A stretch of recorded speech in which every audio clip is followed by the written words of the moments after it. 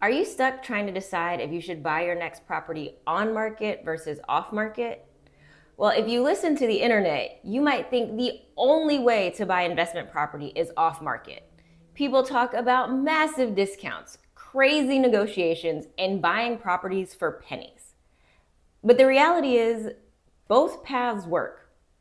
Both have pros and cons, and both end the same way: you wiring an amount of money with a lot of zeros to an escrow account. But if you're new here, hi, I'm Sabrina, and I'm failing forward in real estate to build a more durable life. And I've bought properties both ways, some on the MLS, some off market, so I've got a little experience with both. And in this video, we're gonna break down the difference between the two so you can decide which way to buy is right for you. So first, let's start off with some definitions. When I say on market, I'm referring to properties that are listed on the MLS, or the multiple listing service.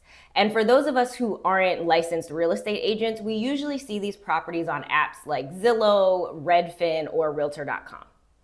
And then off market refers to basically everything else.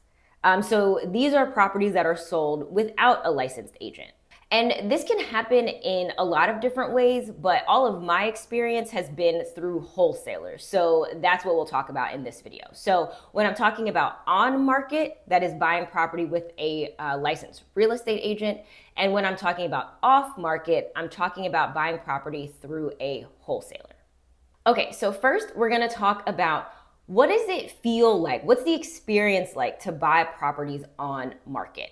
And to step through this, I'm just gonna recap my 3 purchases that I've done on market thus far. So the first property I bought on market was the first property I've ever bought, my first house hack.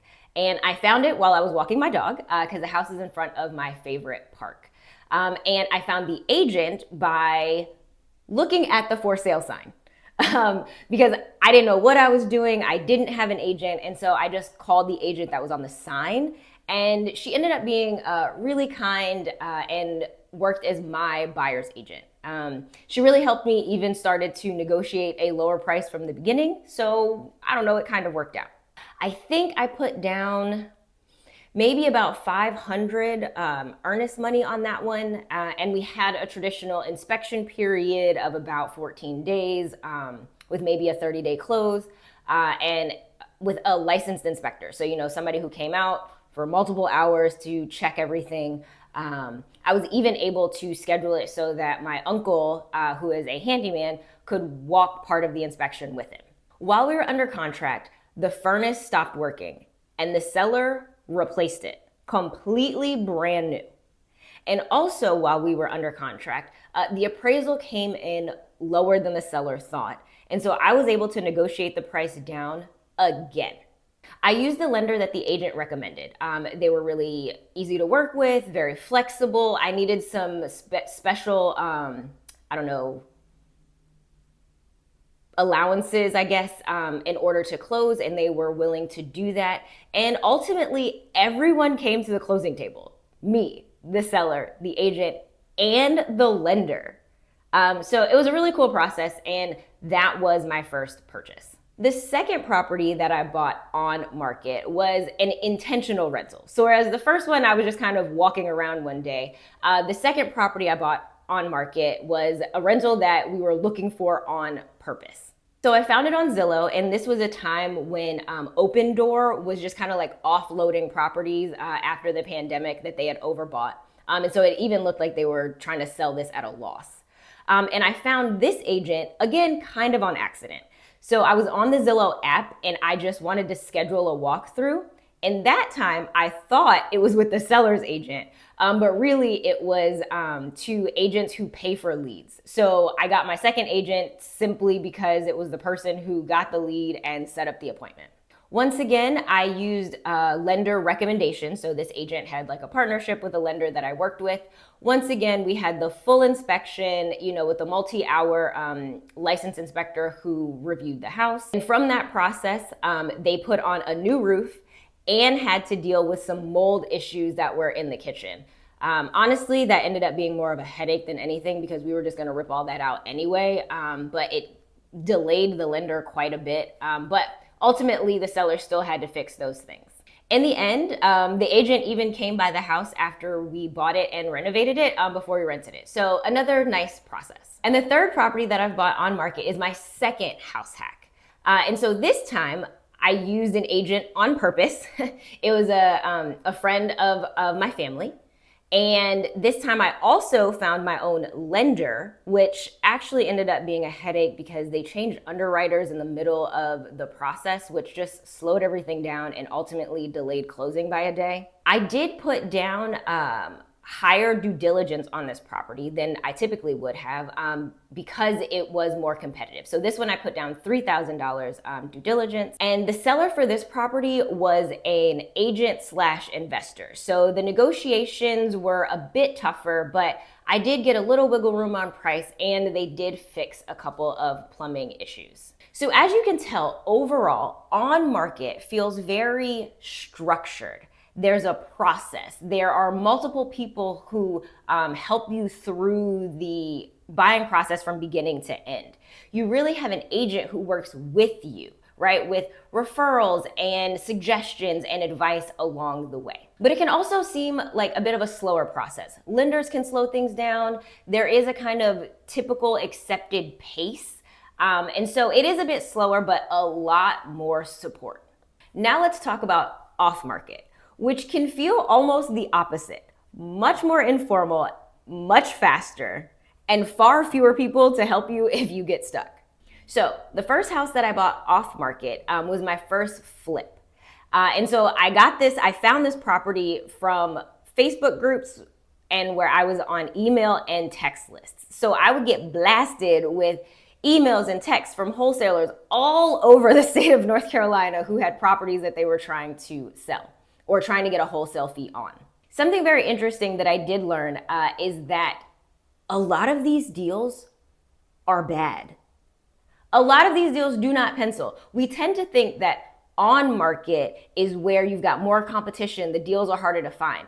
But let me tell you, the deals that I got over the email and text listservs from wholesalers, many of them also do not work. And so if you are new, do not think that simply because a wholesaler has a contract locked up, that deal is actually a deal. They are working to increase their wholesale fee. So do not be surprised if you just see deal after deal after deal where the numbers don't work, because it happens a lot. Getting a bad deal under contract is not hard. Getting a good deal under contract is very difficult. So on this property, I had an agent walk the house for me because it was about 2 hours away from where I live. And that walkthrough was the entire inspection. I put down about $5,000 earnest money, and I bought this one in cash, combination of savings and help from family. And then once we actually went to the property after we closed, it was in way worse condition than we thought. So there was no structure, no process, no appraisal, no one to help you out. It was just, you bought it, now you figure it out. The second house I bought off market was my second flip. This one, we did walk it ourselves, but again, the walkthrough equaled the inspection. I think I only had to put down about $2,500 earnest money for this one, and I was able to negotiate the price down a little bit. For this property, I used a hard money loan. That was how I financed it. And that process is not as extreme as a traditional mortgage, but it is certainly not the easy breezy, no credit required process that you might hear online.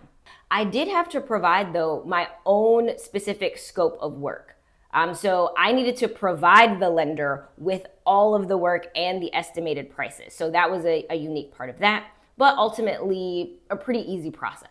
And then the final property that I've bought off market is the most recent property I've bought, and that is the first rental that I intend to burr. So I got this property from a wholesaler off of an email listserv that was in the zip code that I was looking for because I was no longer looking all over the state of North Carolina.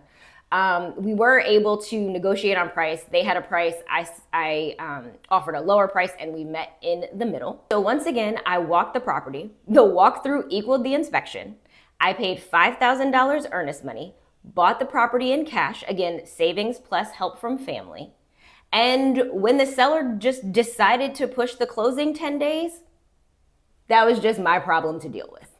So let's break down these differences. When you buy on market, you get agents, inspectors, appraisals, lenders, longer kind of stretched out timelines, often lower earnest money, and a sense of kind of a shared responsibility, right? Your agent is there to help you, to give you referrals, suggestions, ways to navigate the process. Whereas off market gives you your numbers, your rehab estimate, your cash, your risk tolerance. So with on market, you get structure, support, and it's a bit slower. With off market, it's much more informal, faster, and it really does require some confidence and experience. EMDs off market tend to be higher because you have to demonstrate commitment that you are an actual real buyer. Biggest difference, agents work for you. Their whole commission is based on providing a service. Wholesalers work for themselves. They are business owners who are trying to maximize their wholesale fees. If you use hard money, it can be a little less cumbersome than a traditional mortgage. But ultimately, whatever route you decide, you are buying the property, which means you get all the upside and you take on all of the risks. Because let's be clear, buying on market did not save me from a huge foundation issue with my first house. And buying off market did not save me from very, very difficult seller negotiations for my 2 flips. So which one is right for you? I would say on market is great if you want structure, if you want assistance, if you want someone who's advocating for you, and if you're still learning about property conditions and how to assess them.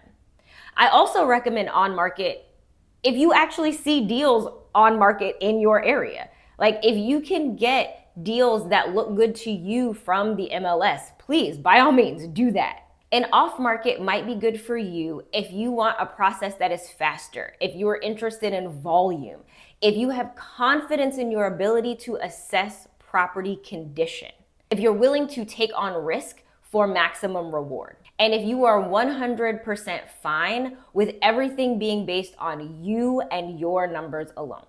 So ultimately, there's no right way to buy. It just depends on your tolerance for uncertainty and risk and where you are right now.